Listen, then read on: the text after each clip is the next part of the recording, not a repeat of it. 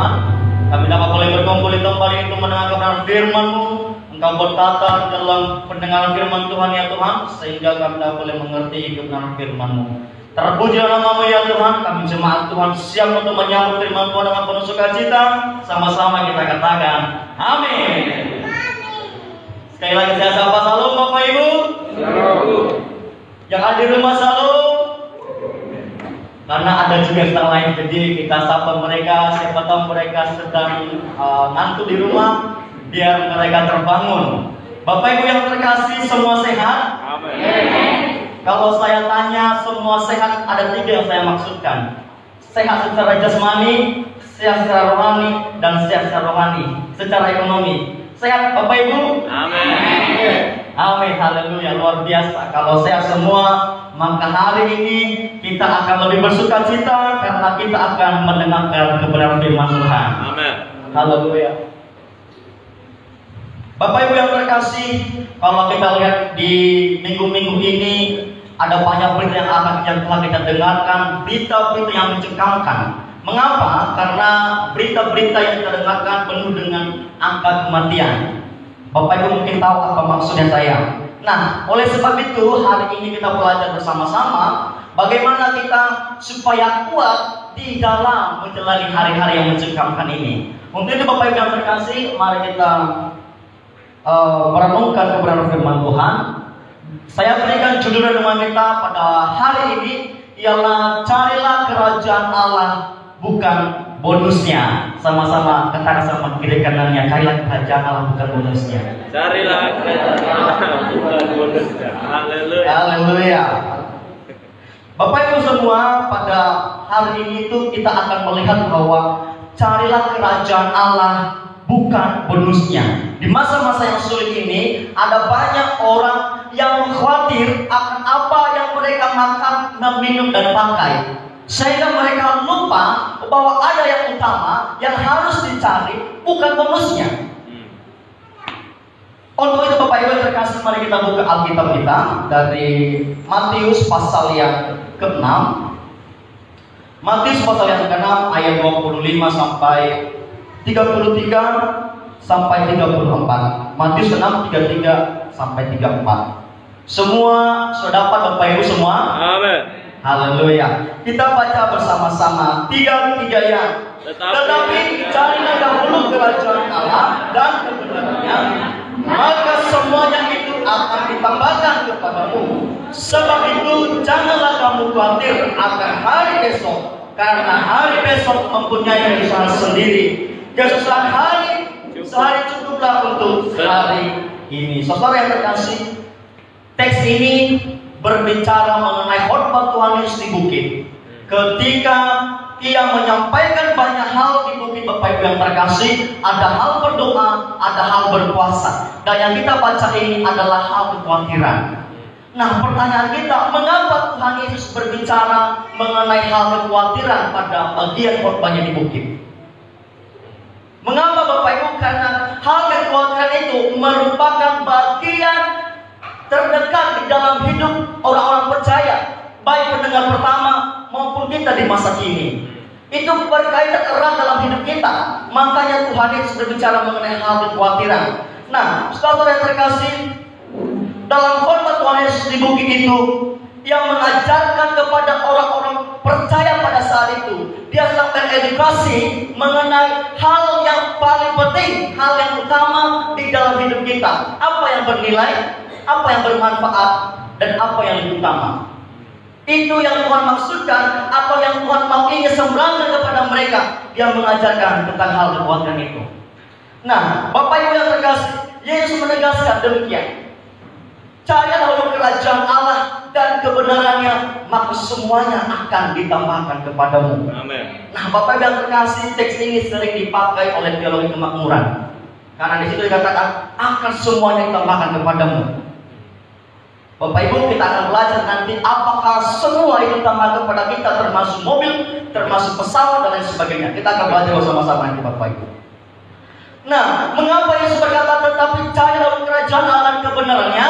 Saudara yang terkasih, Yesus sedang mengajarkan orang-orang percaya untuk memiliki hubungan yang terbaik untuk Tuhan, untuk mengutamakan Tuhan, untuk untuk melihat dan memberikan prioritas kepada Tuhan.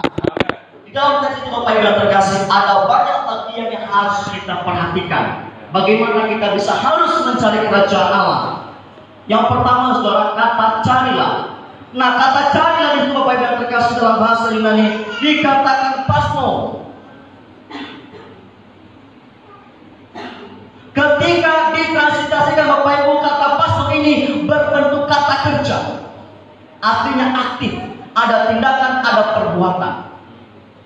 Lalu kata pasmo ini diartikan sebagai ditunjukkan terjadinya keasikan terus menerus ketika mencari sesuatu atau berusaha dengan sungguh-sungguh dan tekun untuk memperoleh sesuatu. Artinya kalau kita mencari dengan penuh nikmat sambil menikmati. Kenapa? Karena yang kita cari itu mengasihkan. Contoh, Bapak Siregar jualan kan, dia bangun pagi-pagi. Ketika dia bangun pagi-pagi, dia kerja capek-capean, pulang malam. Betul Pak Siregar ya, pulang malam. Tutup tokohnya. Pak Siregar capek, lelah karena bangun pagi-pagi. Tetapi kenapa Bapak tidak mau berhenti jualan? Kenapa? Karena Bapak mencari sambil menikmati. Amin. Karena apa yang kita cari itu mengasihkan. Ketika mengasihkan, kita menikmati. Walaupun lelah, walaupun capek, tetapi kita berusaha karena kita mempunyai tujuan. Setuju Bapak Ibu?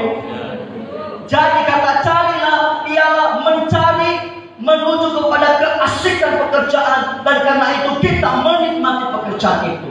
Jadi tidak ada kata jenuh. Jadi Bapak Ibu, kalau kita datang beribadah kembali tidak menikmati apa-apa, berarti kita tidak sedang mencari kerajaan Allah.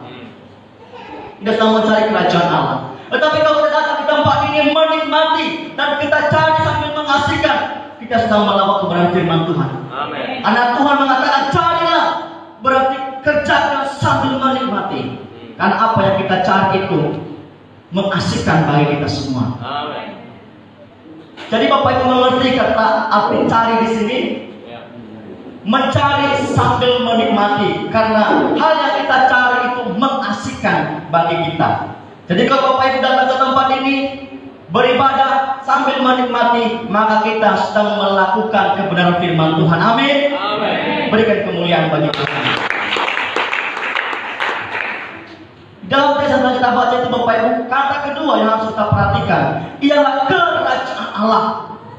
Nah, apa yang dimaksudkan dengan kerajaan Allah? Kerajaan Allah adalah pemerintahan Adonai yang kekal dan berdaulat atas seluruh alam semesta ini.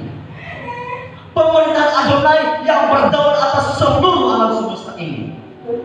Di dalam Mazmur pasal 103 ayat 19 berkata demikian, Tuhan sudah menegakkan tahtanya di surga dan kerajaannya berkuasa atas segala sesuatu. Kerajaan Allah inti dari pengajaran Tuhan kita Yesus Kristus. Amin. Dia datang ke dunia ini untuk memberitakan bahwa kerajaan Allah sudah dekat. Amin. Apa yang Tuhan Yesus beritakan itu kerajaan Allah. Supaya kenapa? Supaya kita cari adalah kerajaan Allah. Karena kerajaan adalah ada tujuan setiap orang yang percaya. Katakan amin. Amin.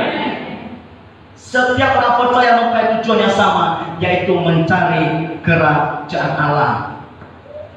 Dan sebagaimana dikatakan oleh Nebukadnezar pada Daniel pasal 4 ayat 3, dia berkata demikian, kerajaannya adalah kerajaan yang kekal. Sifat kerajaan bukan sifat sementara, tetapi sifatnya adalah kekal. Amin. Amin.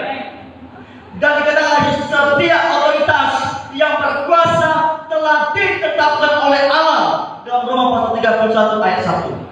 Oleh sebab itu kerajaan Allah mencakup segala sesuatu, baik yang di bumi maupun yang di surga. Amin. Jadi yang kita cari adalah kerajaan Allah, sementara atau kekal. Kekal. Haleluya. Karena hidup kita akan berakhir kekekalan, dan kita harap kita kekal di mana Bapak Ibu? Amin. Haleluya. Nah, apa perbedaannya Bapak Ibu tentang kerajaan Allah dengan kerajaan manusia? Apa bedanya kerajaan Allah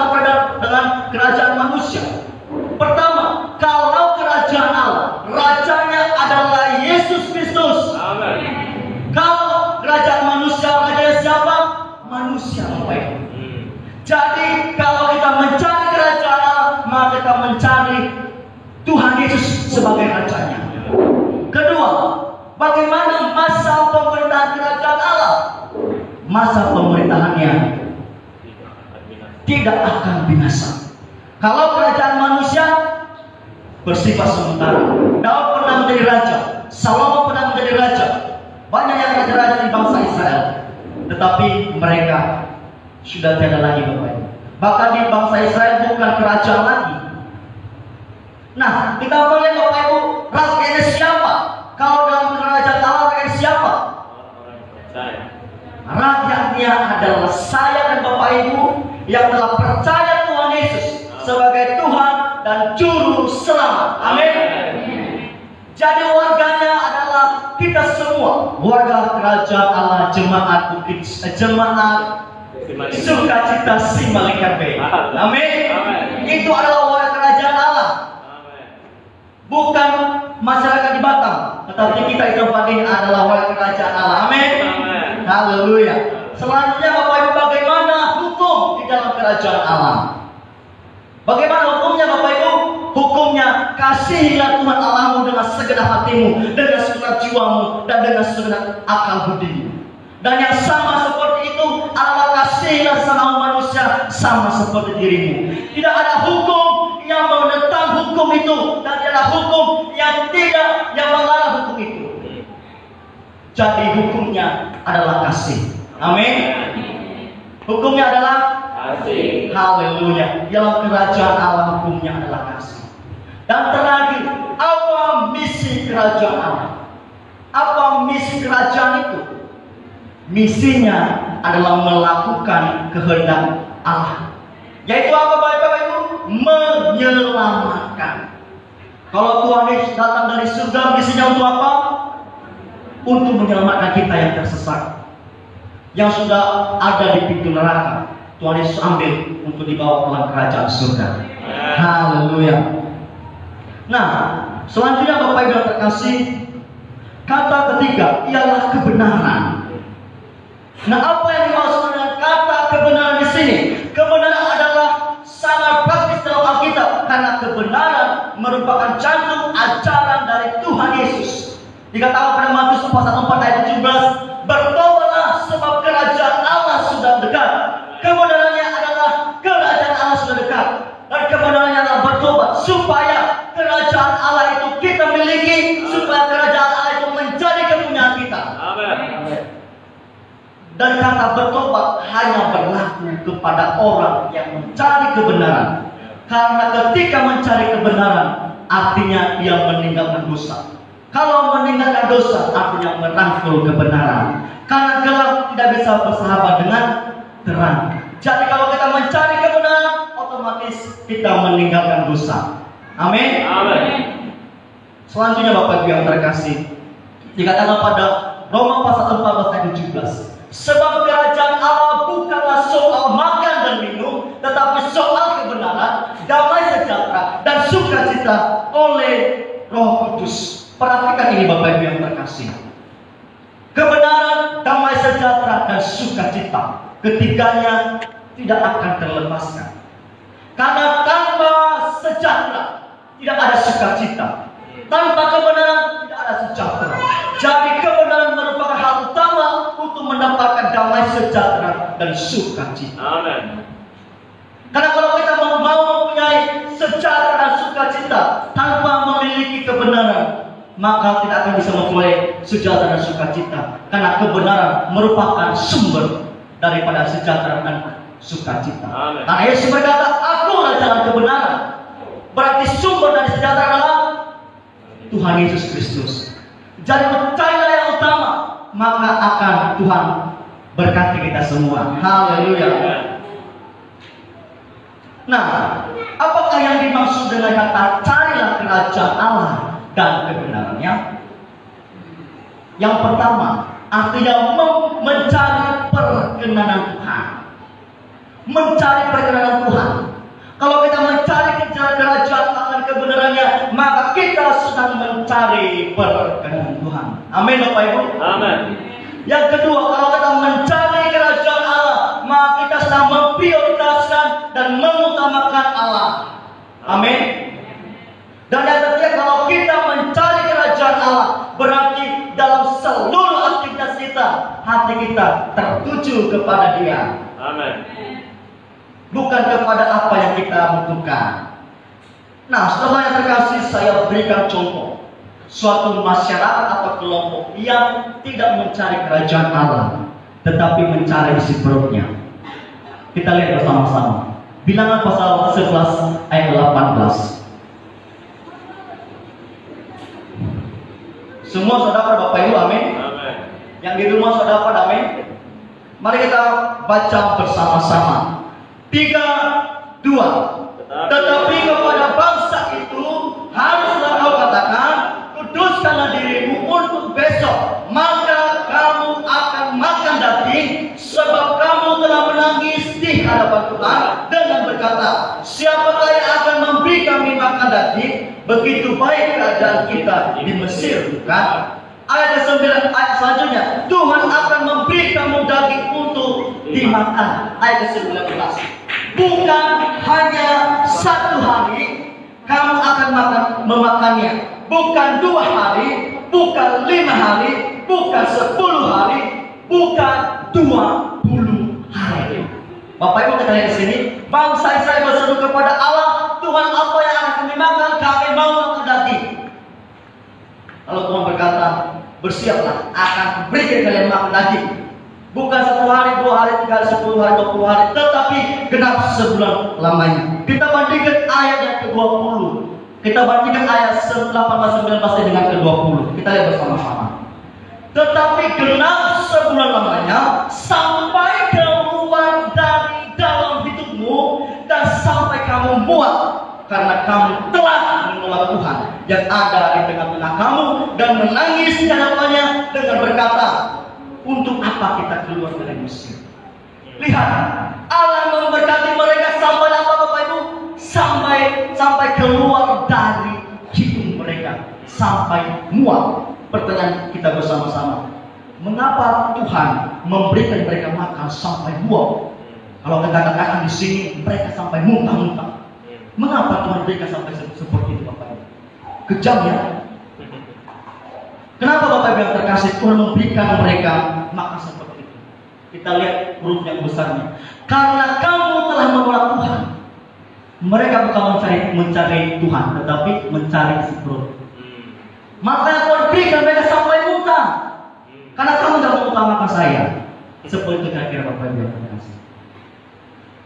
Ada banyak orang meninggalkan gereja, meninggalkan iman percayanya karena pasangan hidup. Ada banyak orang meninggalkan gereja, imannya kepada Tuhan karena pekerjaan, harta, dan lain sebagainya. Kalau kita melihat sepertinya mereka diberkati, tetapi ingat, Allah tidak berkenan kepada mereka. Bangsa Israel diberikan makan sampai muntah-muntah. Ingat, Tuhan bukan berkenan kepada mereka. Tetapi kita lihat, Allah sebenarnya sedang marah kepada mereka. Mengapa kamu jangan mengutamakan saya? Jadi kalau diberkati, bukan berarti Tuhan berkenan kepada kita. Jadi bagaimana? Cari dahulu kerajaan Allah dan kebenarannya, maka Tuhan akan berkenan kepada kita semua. Amin. Amin. Amin, saudara yang terkasih. Jadi Bapak Ibu yang terkasih, kalau kita saat ini, hari-hari ini khawatir, saya mengerti bahwa kita akan ada kekhawatiran. Karena Musa juga pernah khawatir tentang Allah, khawatir tentang kuasa Tuhan.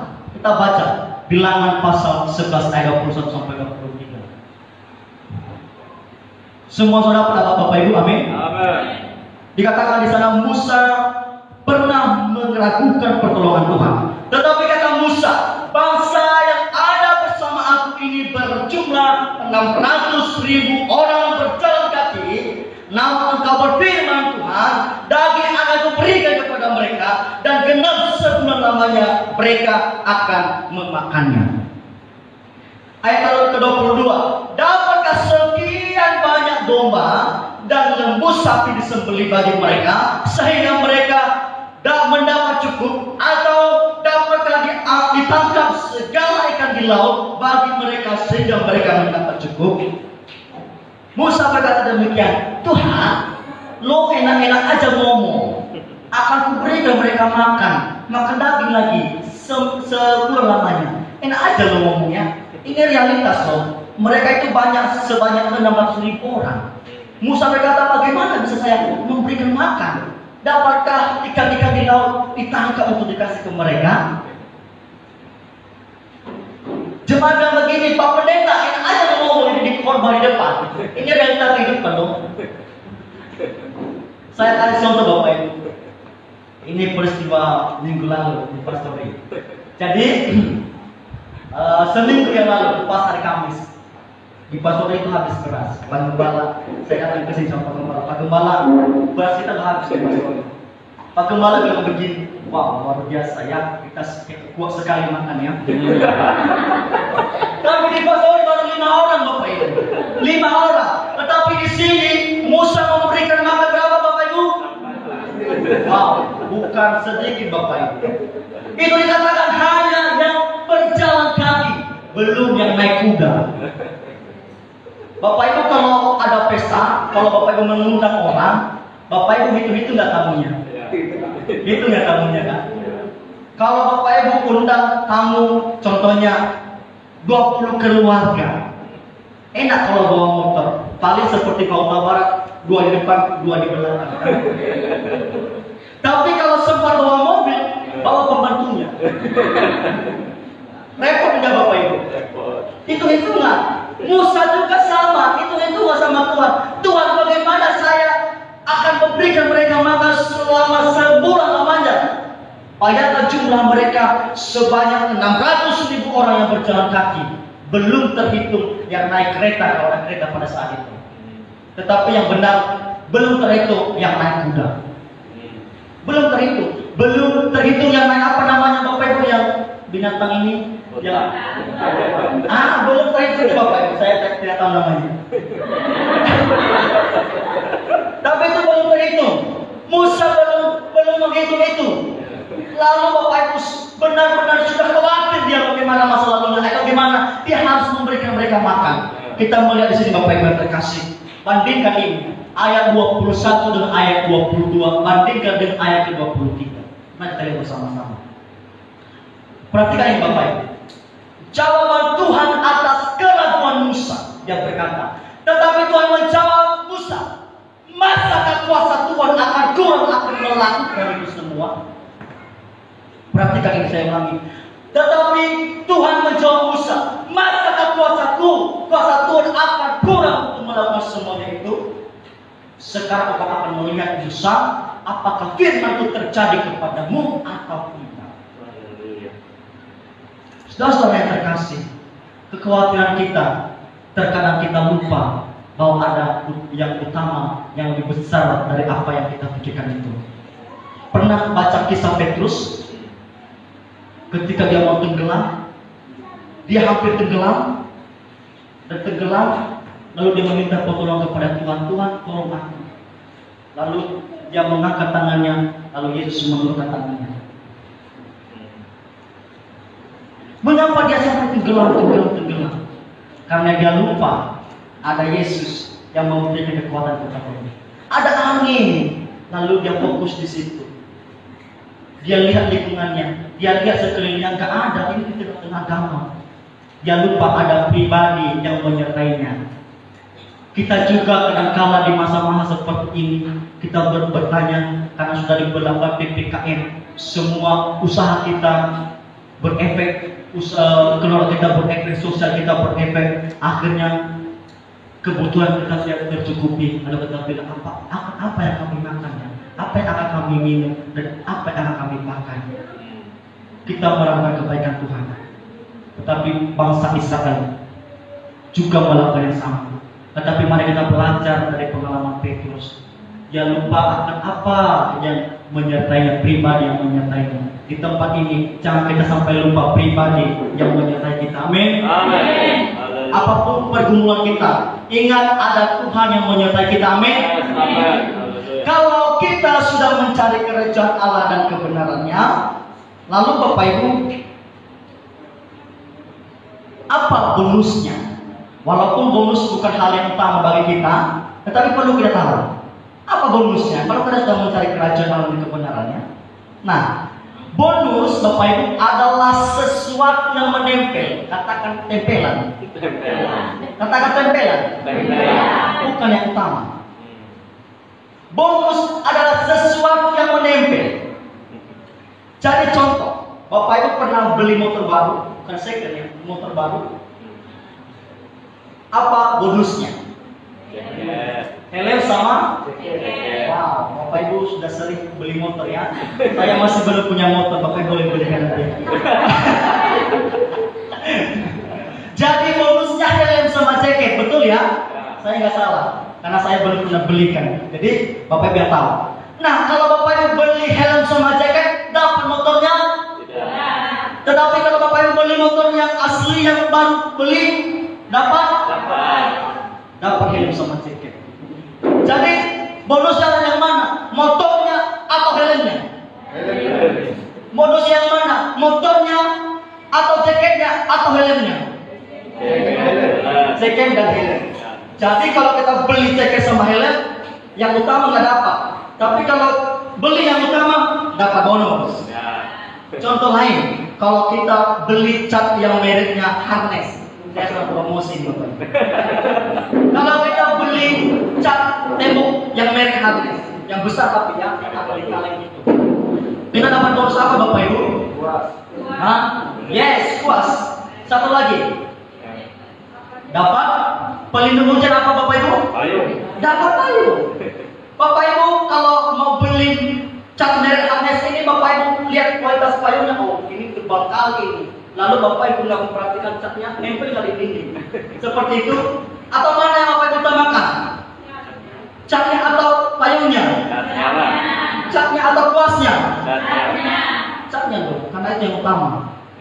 Nanti payung sama kuasnya akan mengikuti, itu kan menempel. Katakan sekali lagi, bonus tempelan.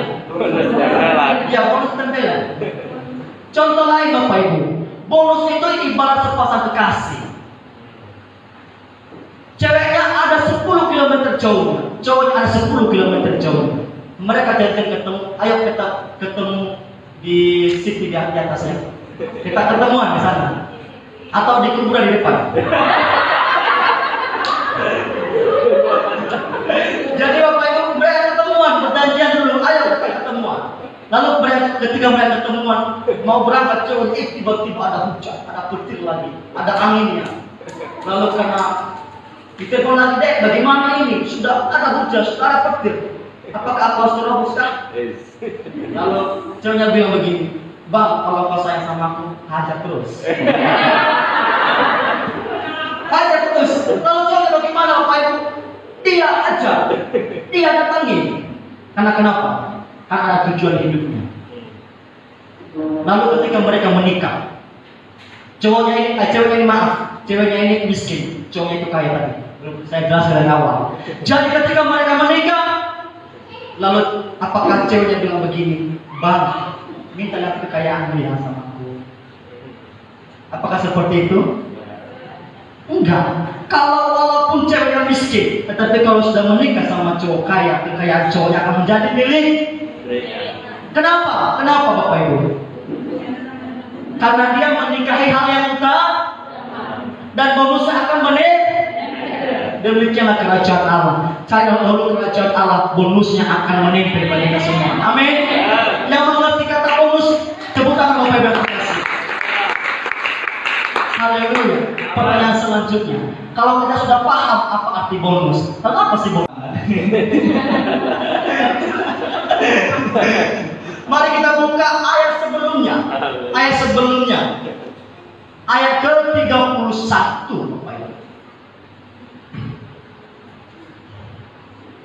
Bonusnya adalah semuanya akan ditambahkan kepadamu. Wow. Semua ditambahkan kepada kita. Apakah termasuk pesawat? Hah? Amin ya, luar biasa. Imannya luar biasa. Apakah termasuk mobil? Kita lihat jawaban Alkitab. Ayat ke-31. Sebab itu janganlah kamu khawatir akan dan berkata, apakah yang akan kami pertama makan? Apakah yang akan kami? Kedua, minum. Apakah yang akan kami?